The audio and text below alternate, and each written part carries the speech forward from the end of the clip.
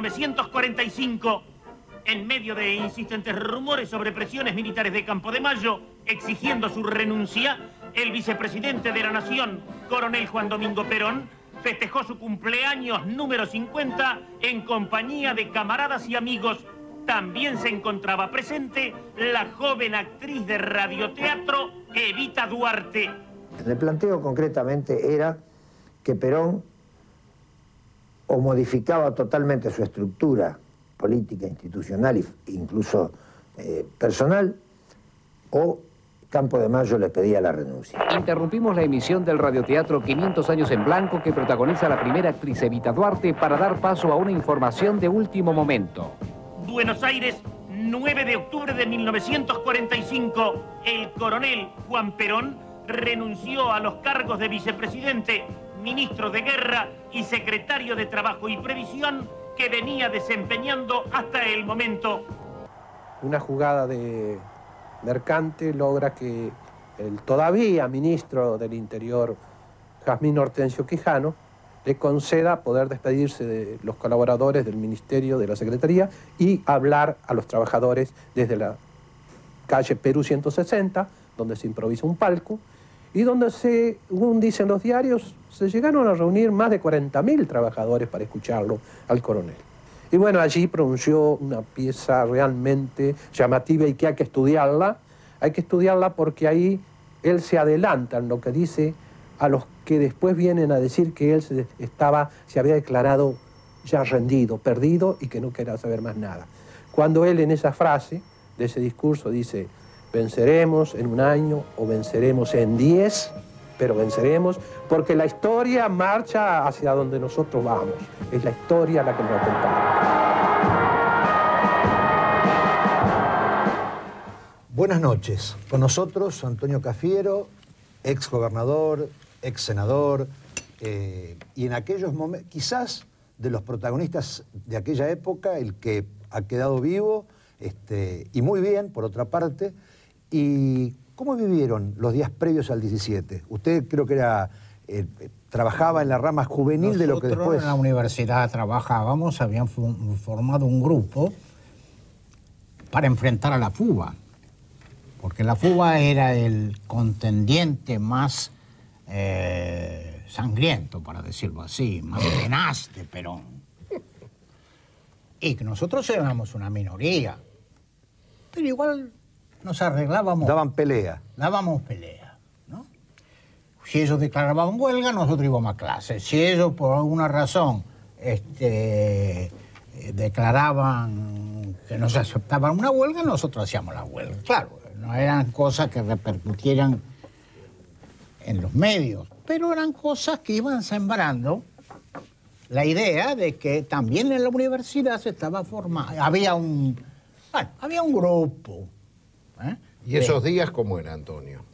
Bueno, 8 de octubre. Yo te cuento que nosotros las informaciones de quién las recibíamos. Te dije que en la casa de Diego Luis Molinari, un ex senador radical, anti-Perón, hasta el 17 o hasta el 16, que todavía creía en que las masas iban a salir a la calle a los gritos de ¡Viva Hipólito Yrigoyen!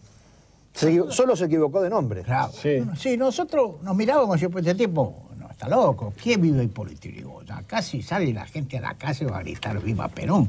Pero lo que pasa es que, claro, Molinari no le tenía simpatía a Perón. Consideraba que Perón había ocupado un lugar que lo hubiera podido ocupar él. Claro. Como él, como otros que no quiero nombrar, que en aquellos momentos se sintieron como los ungidos, claro, para conducir un nuevo movimiento que iba a poder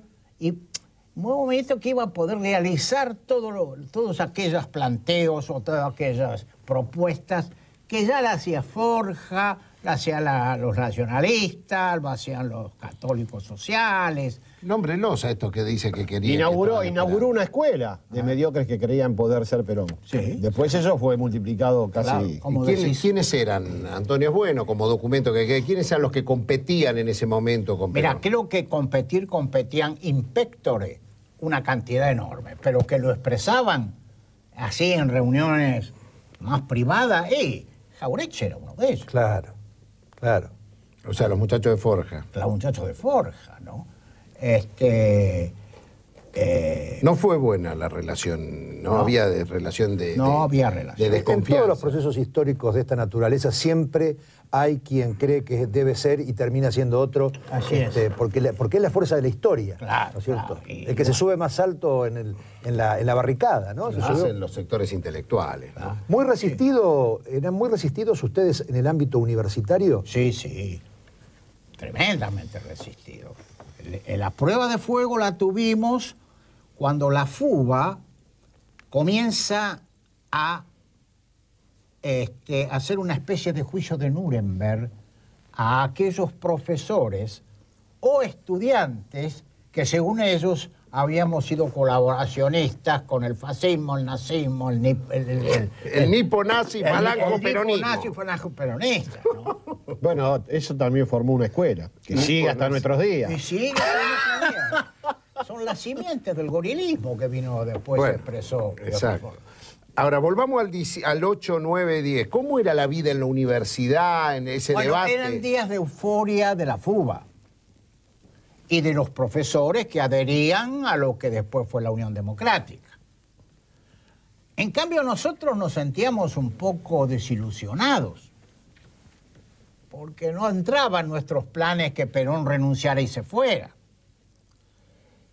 Entonces nos reuníamos cotidianamente, sobre todo a la noche, hacíamos un repaso de las noticias, hasta que una noche vino Libertario Ferrari, como te dije, un dirigente de los estatales. Que a ustedes les contaba lo que pasaba en la calle, con la gente. Exacto, lo que pasaba fuera del claustro universitario. Claro. Entonces nos dicen, miren muchachos, está por producirse una suerte de revuelta popular para lograr la libertad de Perón. Ah, muy bien, ¿cómo podemos hacer nosotros? ¿Podemos tomar la facultad? Le digo yo, podemos hacer un hecho que ayude a esto, ¿cómo no? Y él me dice, no, este es un asunto que lo vamos a resolver nosotros los trabajadores, ustedes no se metan. Entonces le pregunto a Molinari, ¿y usted qué dice? ¿Salimos a la calle, ocupamos la facultad? No, muchachos, ustedes tranquilos, acá esto lo van a resolver los muchachos de los gremios. Bueno, La teoría esa de la convergencia obrero-estudiantil... no, yo le decía lo de la FUBA. Esto, por supuesto, después del 17. Ustedes como reformistas, se pasaron gritando obreros y estudiantes unidos adelante. Pero el día que los obreros salen a la calle, ¿ustedes qué hicieron? Se sumaron a la oligarquía, se sumaron a los enemigos del movimiento estudiantil y de la reforma universitaria. Bueno, eran discusiones tal vez menores.